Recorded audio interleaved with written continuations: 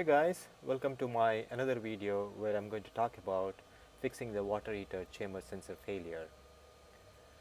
There are a couple of videos where you can see how to fix the problem, but in this video I'm going to talk about what are the things you need to know when this happens. First of all, don't worry when you figure out why the water was not heating up.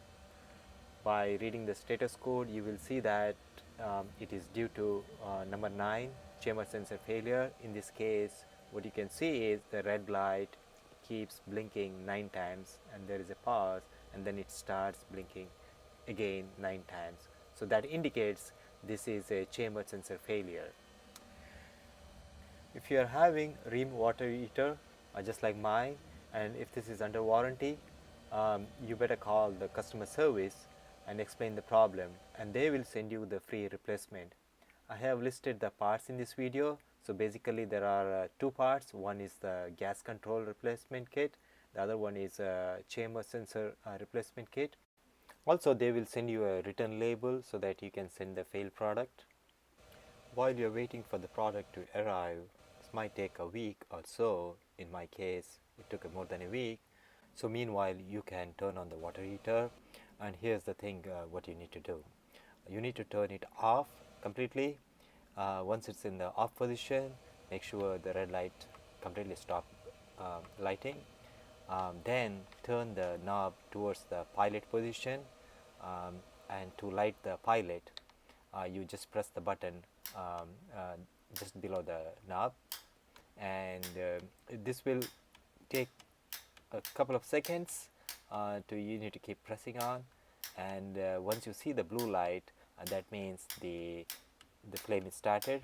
So you can turn the knob towards the high or whatever the temperature you want, and also you can see uh, the gas is burning through a small window.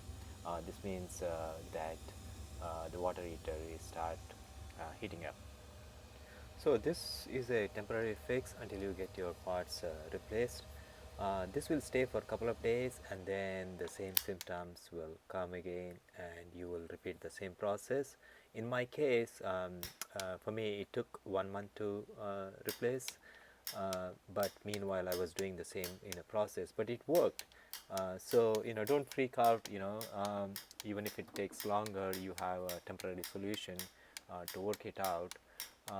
But also note that most of the time what I've seen is people are just replacing the sensor, but the CSR told me to replace both. If you replace just the chamber sensor, the problem might arise again, so it is recommended to replace the gas control as well as the sensor. So the replacing the gas control might take a while, as you need to drain the water, which takes a couple of hours. So it's just a long process. I hope you found this video very helpful. Thank you for watching this video. If you like it, share it with others.